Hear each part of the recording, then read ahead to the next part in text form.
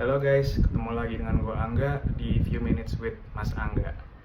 Sekedar mengingatkan, kalau kalian suka dengan konten-konten yang gue bikin, please like, comment, dan juga follow gue di Instagram dan YouTube. Karena support kalian berarti banget buat gue. Langsung aja, kali ini gue akan membahas langsung mengenai investasi saham nih guys. Investasi yang paling umum ya di kalangan masyarakat ya, karena paling gampang juga dan juga paling murah biaya investasinya. Nah, perlu gue kasih tahu ke kalian, kalau kalian beli saham suatu perusahaan, berarti kalian juga ikut memiliki perusahaan tersebut gitu. Nah, makanya penting nih buat kalian, sebelum membeli saham, kalian kenali dulu perusahaan tersebut gitu. Cara mengenalnya gimana? Ada beberapa faktor nih yang bisa membantu kalian mengenal perusahaan ini sebelum kalian mutusin untuk beli saham ya guys ya. Karena beberapa hal yang akan gue sebutkan ini juga turut menggerakkan harga saham perusahaannya tersebut ya. Yang pertama yaitu prospek pertumbuhan ya, atau growth. Prospek pertumbuhan yang gue maksud ini adalah pertumbuhan dari laba. Kita kan sebagai investor pengen dong kita naruh uang di bisnis yang bisa menghasilkan laba yang tumbuh tiap tahunnya gitu loh. Karena kita naruh uang di situ, labanya tumbuh, kita kan juga bisa dapat kecipratan dampak dari tumbuhnya laba tersebut guys. Biasanya dampaknya tuh berupa harga saham yang cenderung naik, atau kalian bisa dapat porsi laba bersih perusahaan ini berupa dividen dari perusahaannya kalau perusahaannya bayar dividen guys. Jadi penting nih, prospek pertumbuhan kalian harus tahu. Yang kedua, valuasi. Valuasi ini sebenarnya ya kurang lebih kayak bisa similar with harga lah, atau price ya. Karena kan saham sebenarnya juga kategorinya kan barang atau aset yang bisa kita miliki gitu, yang punya harga gitu loh.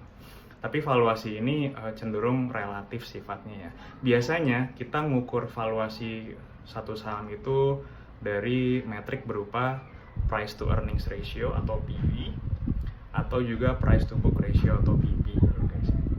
Sebenarnya ada banyak metrik pengukuran valuasi yang lain selain PE dan PB, kalian bisa Google sendiri lah.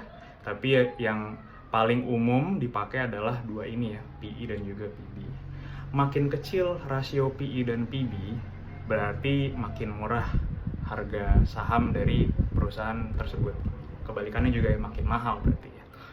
Nah, kalian pengen dong beli perusahaan yang valuasinya lagi murah tapi prospek pertumbuhannya bagus. Sebenarnya nggak apa-apa juga kalau misalnya kalian beli saham dari perusahaan yang mungkin valuasinya nggak murah-murah banget, tapi kalian yakin prospek pertumbuhannya stabil dan tumbuh terus ke depan. Itu juga nggak apa-apa, nggak masalah. Cuma sebagai investor kan kita biasanya nyari-nyarinya kan yang lagi murah harganya dan juga prospek pertumbuhannya lagi bagus gitu kan. Nah, kira-kira seperti itu. Yang ketiga nih guys, yang penting juga selain prospek pertumbuhan dan valuasi, yaitu katalis guys. Katalis ini kalau kalian belajar kimia kan berarti adalah zat atau sesuatu hal yang mempercepat reaksi. Nah, sama nih kalau di investasi saham, katalis ini adalah hal-hal yang bisa mempercepat atau menggerakkan bisnis atau laba bersih dari perusahaan yang kalian miliki sahamnya gitu loh, yang membuat bisnis perusahaan tersebut makin bagus misalnya, atau justru kebalikannya makin jelek misalnya. Jadi katalis bisa seperti itu ya.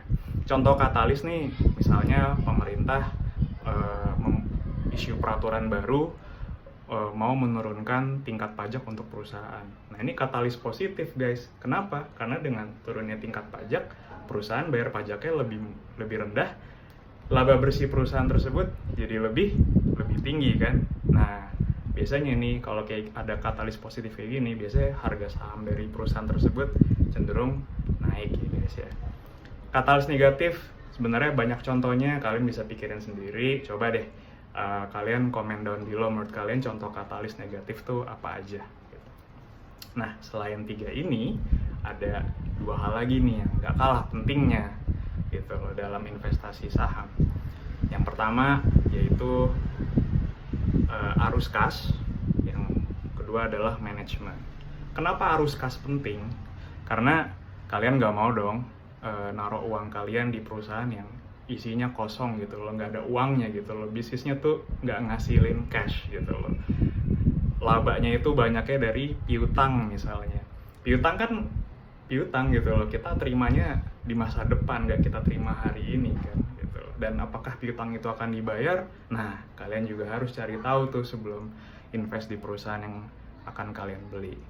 Terakhir, manajemen penting guys, karena ya kalian nggak mau kan naruh uang di sebuah perusahaan yang manajemen atau orang-orang yang menjalankan perusahaan ini track recordnya nggak jelas misalnya. Jadi kalian wajib tuh tahu siapa aja yang ada di jajaran manajemen dari perusahaan tersebut, track recordnya seperti apa. Karena arah bisnis dari perusahaan yang sahamnya kalian beli ini tergantung orang-orang ini guys. Jadi penting tuh kalian ketahui manajemen dari perusahaan yang kalian beli sahamnya. Itu aja guys. Jadi semoga konten hari ini berguna juga untuk kalian, terutama untuk kalian yang mau mulai investasi di saham. Nah, gue juga mau tanya nih sama kalian, menurut kalian saham apa sih yang prospek pertumbuhannya bagus, valuasinya murah atau menarik, ada katalis, arus kasnya bagus, dan juga jajaran manajemennya oke gitu. Kira-kira apa nih guys? Jangan lupa komen ya di bawah ini gitu. Itu aja dari Few Minutes with Mas Angga. Sampai ketemu di Few Minutes with Mas Angga lagi berikutnya ya. Thank you.